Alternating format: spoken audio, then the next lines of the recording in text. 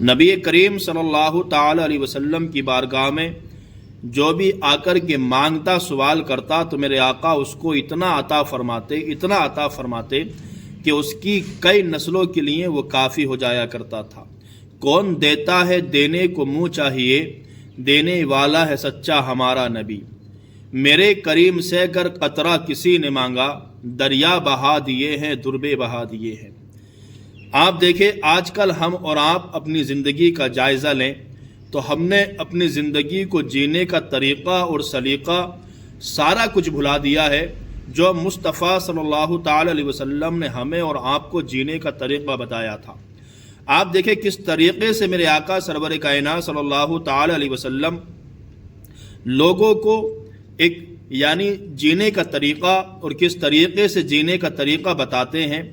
اور یہ مانگنا سوال کرنا آج بہت سارے لوگ بڑے اچھے خاصے دکھنے میں نظر آتے ہیں، جو گھروں پر آتے ہیں مانگتے ہیں، ان کا یہ دھندا بن چکا ہے، وہ لوگ اس عادت کو چھوڑنا نہیں چاہتے۔ آپ دیکھیں جب آقا کی بارگاہ میں ایک صحابی آتے ہیں، آنے کے بعد عرض کرتے ہیں یا رسول اللہ صلی اللہ تعالی علیہ وسلم مجھے کچھ دیجئے گا، میرے پاس کچھ بھی نہیں ہے۔ میرے آقا نے سر کو اٹھا کر کے اس کی طرف کو دیکھا، کہا تیرے پاس کچھ نہیں ہے؟ کہا حضور میرے پاس کچھ بھی نہیں ہے۔ آقا کریم صلی اللہ تعالی علیہ وسلم ارشاد فرماتے ہیں کیا کچھ بھی نہیں ہے؟ عرض کرتا یا رسول اللہ صلی اللہ تعالی علیہ وسلم میرے پاس ایک پیالہ ہے اور ایک کمبل ہے، اس کے علاوہ کچھ نہیں ہے۔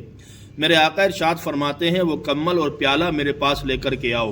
وہ لے کر کے آیا۔ میرے آقا نے صحابہ کرام میں ارشاد فرمایا کون ہے جو اس کے کمبل کو اور اس کے پیالے کو لینے کے لیے تیار ہو جائے؟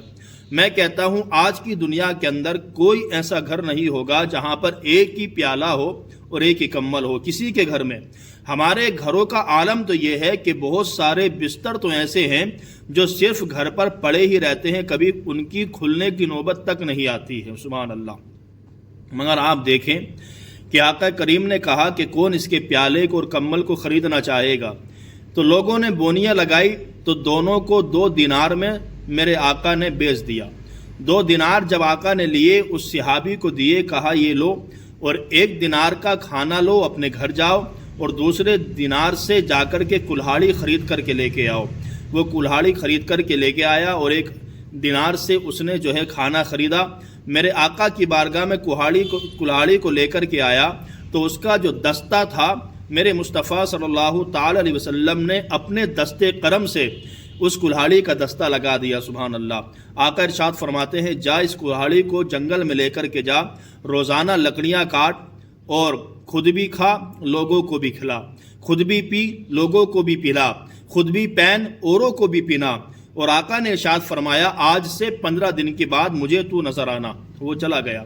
جانے کے بعد جب 15 دن مکمل ہوئے آقا کی بارگاہ میں آیا۔ آنے کے بعد میرے آقا نے ارشاد فرمایا بتاؤ کیا حال ہے؟ عرض کرتا ہے یا رسول اللہ آج میرے گھر میں ایک پیالہ نہیں ہے بلکہ کئی سارے پیالے ہو چکے ہیں۔ میرے پاس آج کل کھانے کے لیے بھی سامان بہت کچھ میسر ہو چکا ہے میرے آقا، اور میرے جیب میں یہ 10 دینار ہیں، یہ میں آپ کی بارگاہ میں پیش کرنا چاہتا ہوں اور میں چاہتا ہوں آپ اس کو قبول فرما لیں۔ سبحان اللہ۔ دیکھا میرے آقا نے کس طریقے سے زندگی کو جینے کا طریقہ ہمیں اور آپ کو بتایا۔ ہم آج آلس کی وجہ سے ہم کام کرنا نہیں چاہتے۔ بہت سارے لوگ ایسے ہیں جو اپنے گھر میں بیٹھ کر کے کھانا چاہتے ہیں۔ یہاں پر مجھے ایک اور حکایت یاد آتی ہے۔ حضرت حسن بصری رحمۃ اللہ علیہ کی بارگاہ میں ایک شخص آیا۔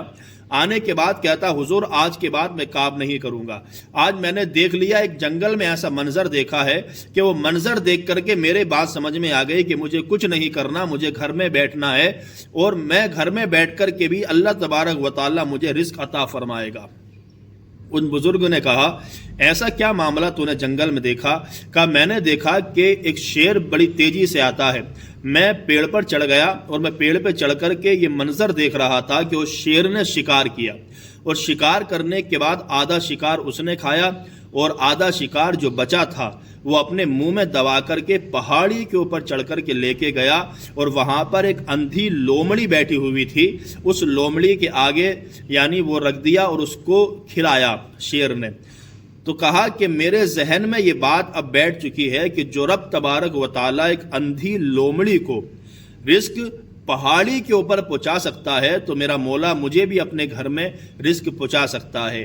اب میں کام نہیں کروں گا بلکہ کمرے کے اندر ہی رہ کر کے میں یہیں رہوں گا، گھر پر کوئی کام نہیں کروں گا، اللہ تبارک و تعالیٰ مجھے ہر حال میں رزق عطا فرمائے گا۔ اللہ اکبر۔ اب ان بزرگ کی آپ بات سنیں، آپ نے کیا ارشاد فرمایا؟ حضرت حسن فرماتے ہیں کہ تو نے 2 کردار جنگل کے اندر دیکھے، 2 کردار دیکھے مگر تو ایک ہی کردار پر گیا۔